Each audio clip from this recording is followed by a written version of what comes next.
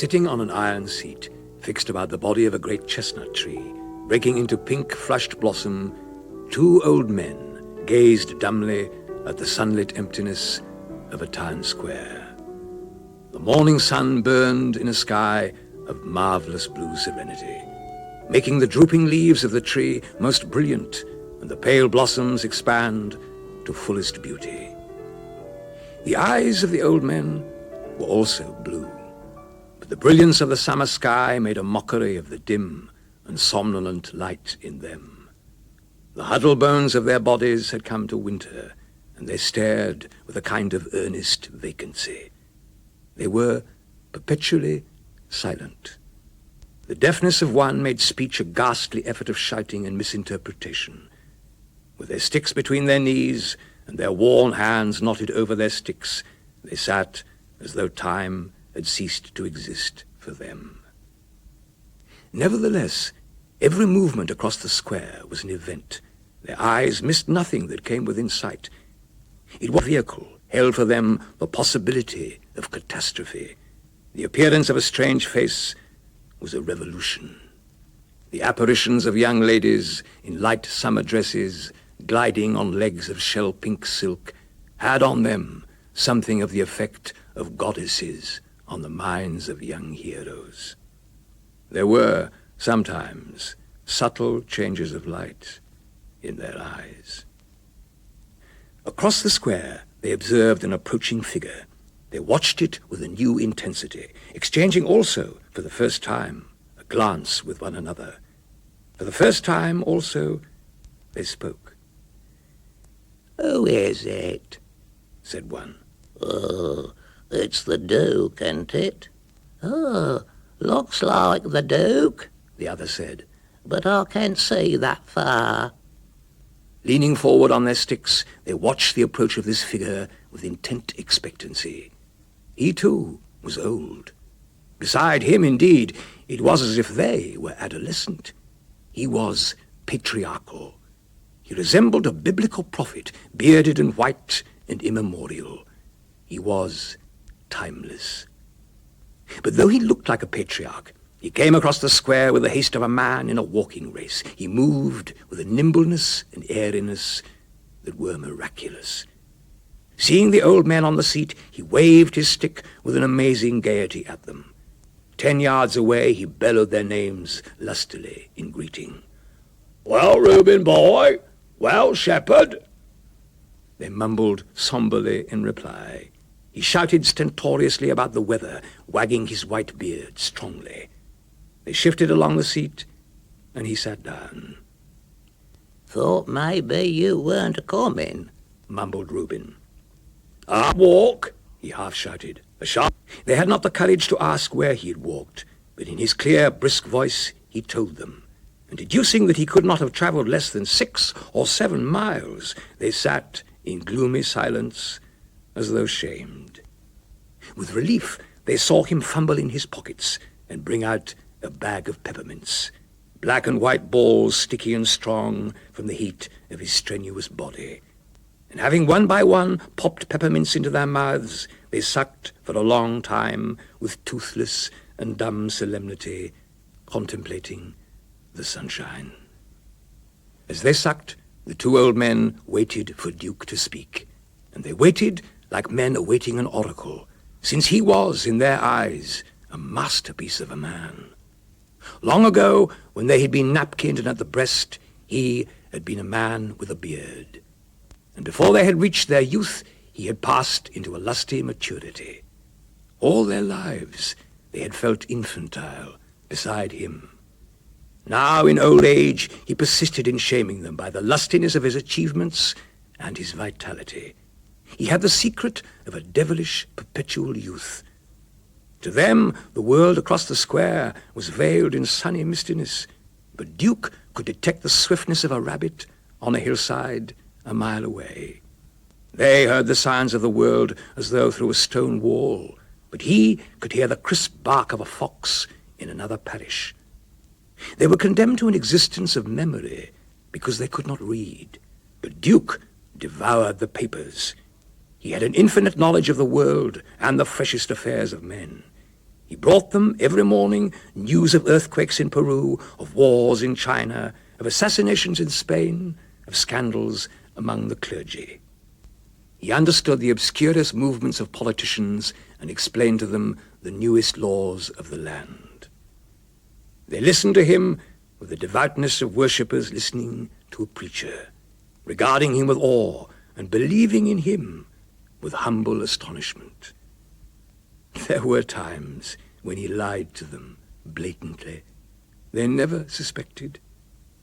As they sat there, blissfully sucking, the shadow of the chestnut tree began to shorten, its westward edge creeping up like a tide towards their feet. Beyond, the sun continued to blaze with unbroken brilliance on the white square.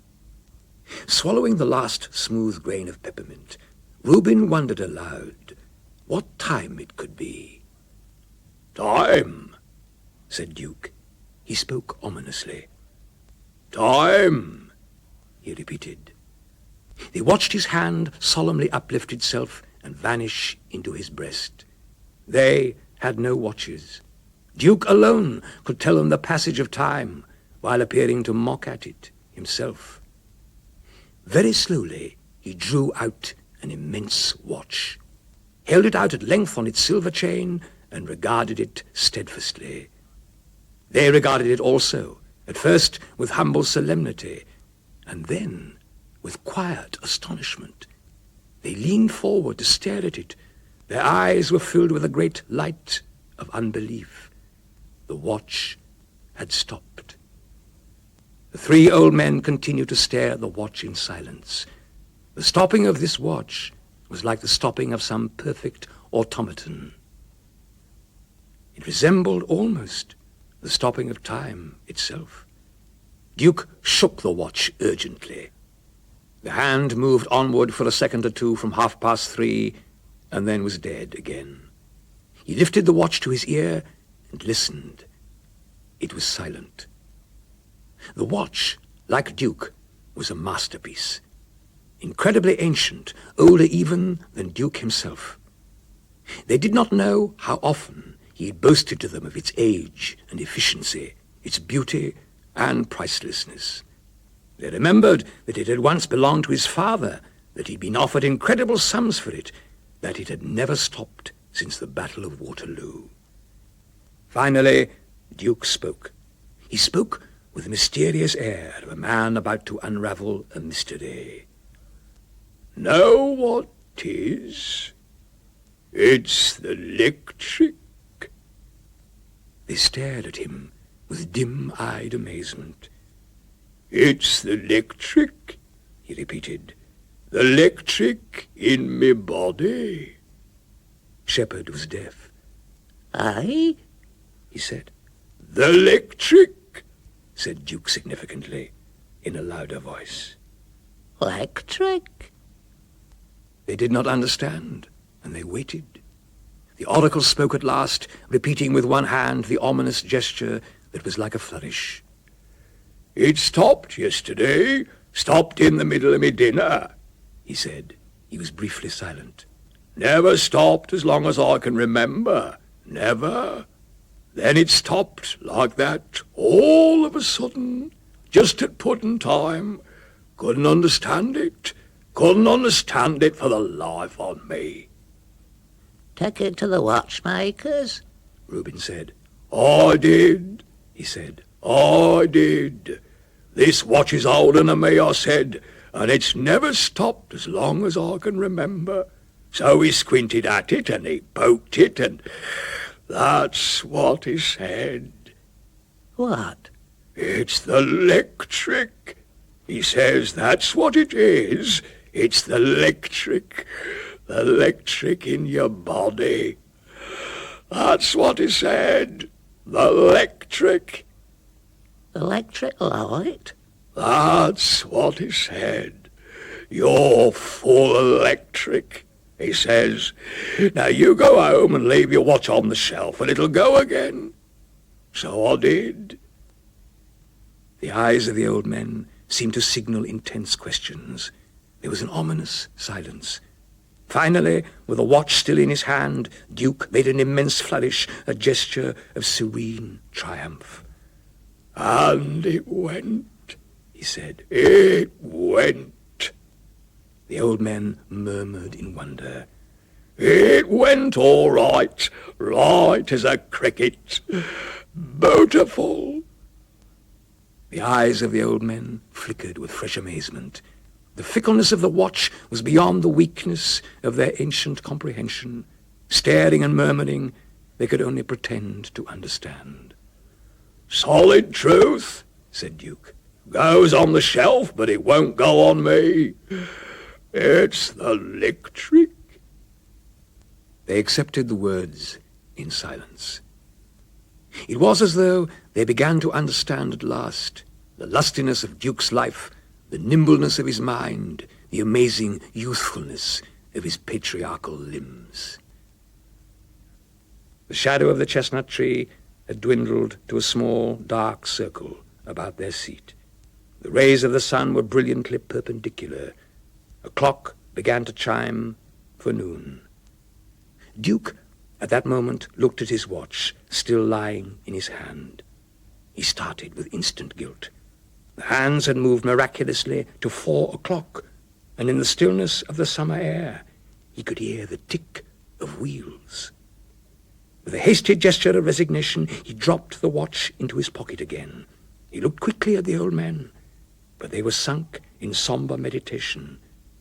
They had not seen or heard. Abruptly, he rose. "That's what it is," he said. "The electric."